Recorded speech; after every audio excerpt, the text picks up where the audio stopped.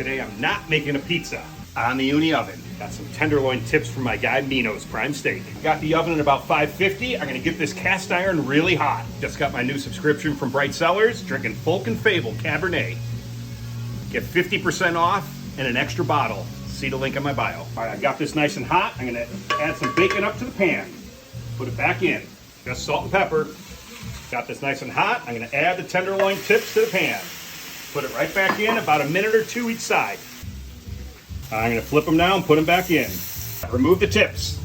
Now we're gonna add some red wine right back in the oven.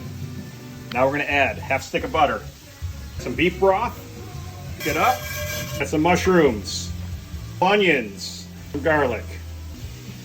This cooked for about 6 minutes. I'm adding another half stick of butter and the meat back in. Simmering time. Remove from oven and plate it.